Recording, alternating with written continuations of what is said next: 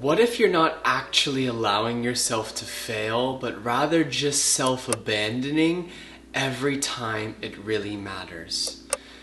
The launch that flopped because you gave up when no one bought it on the first day, or that content or that art or that piece of music that you never shared or posted, or that offer or service that you watered down until you weren't even inside of it anymore. All of that isn't failure. It's self-abandonment happening in slow motion. Because failure is when you are 100% devoted and you give it your all. And maybe it doesn't work out the way you expected, but you showed up fully. And if you're not showing up fully, it's not failure, it's self-abandonment. And we need to learn to fail more as creatives so that we can learn, expand, meet our edges, reconnect to ourselves, and try again anyways. But self-abandonment gets in the way of that. So in this video, I want to explore what self-abandonment actually looks like, why it's not failure, but rather misalignment. And we'll talk a little bit about why we abandon ourselves and how it's actually not your fault, and give you some practices to come home to yourself, to return to trusting you, right? And if you're new here, my name's Kev. I'm an award-winning furniture designer, and I help ambitious creatives get into their body, become more emotionally intelligent and resilient so they can express themselves more fully. So, some prime examples of what self-abandonment looks like is shrinking your message to make other people feel comfortable, waiting for permission before moving on what you know feels true to you or what you know is yours, dimming your truth in the name of a strategy that might not be able to contain the fullness of who you are, and even down to saying yes when your gut is saying no. Those are all ways that we self-abandon ourselves creatively, and they lead us to choose safety over deep connection with our soul calling, reverence for our nervous system, and intimacy with the impact we want to have in the world, And our body feels the cost of this self-abandonment every single time, whether it's tightness in the chest when we dim our voice or people please, or the numbness when we kind of fake ourselves into aligning with a strategy, a community, a person that might not be in alignment, and the ache in our heart and body that we believe is confusion, but really it's the truth of saying something's off, it's not quite aligned, and there's some kind of sorrow and grief there. So it's not failure, but rather misalignment. You're not falling behind, you might just be out of integrity with your soul. This is a huge barrier to deep creative expression that I have felt so much in my life, because I've done all of these things, all the right things rather, from a place of being disconnected and wondering, why am I not as successful as I am? Why do I feel like I'm behind? Well, it's because I'm not really honest with the integrity of living in the kind of soul connection I crave to live in, The nervous system doesn't lie. It doesn't lie. It knows when you are deeply attuned and have reverence to it, and it knows when you are not in congruence with your soul. And so the calling isn't to reinforce that something's broken with you, but rather to recognize where you're out of sync with your authority, your deep creative core, and your sort of purpose and soul calling, and to do the deep work to come back into center. But all of this is hard when we abandon ourselves, We're taught to betray ourselves to belong.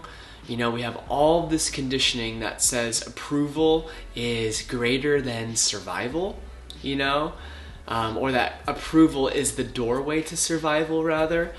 And don't get me started about how culture rewards performance over presence. Like, you can be split 100 different ways, but if you have the most output, you get a cookie, when the person who was deeply present and moving slowly with the task at hand is marginalized because they didn't finish first or they didn't make 1,000 different things, right?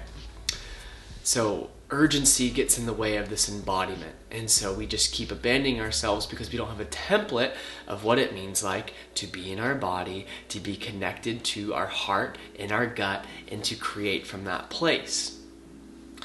But now it's time to return to yourself if you want to be fulfilled and successful as a creative.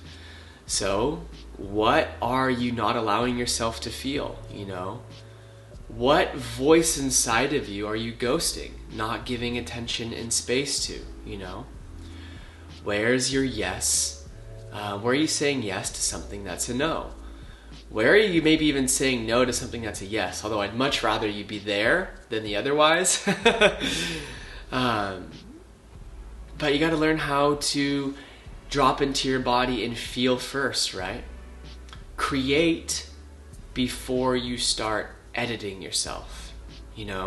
Our body wants to move, and we start to repress that movement by going into our mind and getting all the steps figured out, having everything all nice, neat, and organized, when rather, like, our body wants to express and let it come out a little messy, and then bring your mind in, then edit, allow yourself to take a pause and to speak before you start to shrink. This doesn't mean projecting. This doesn't mean saying something rude, right? But this means realizing I have a tendency to shrink and not express myself, but right now I'm going to express myself, and I'm going to shake while I'm doing it because it's an edge, but I'll be damned, I'm going to start this practice, right? All of that is helping us come into greater alignment, which means we're returning to ourself, And so when we return to ourself, our art, our creativity, our presence comes from our deep center, more of our presence in depth, rather than this sort of cognitive strategy that we're trying to follow. If I do X, Y, and Z, then I'll be successful. But I hate to break it to you, success isn't out there. It's not somewhere to be found that one day you just arrive at. It's what happens when you come into integrity with your soul, you get rooted in the here and now, and you learn to open yourself and give your gifts anyways, because that's the world you would prefer to live in.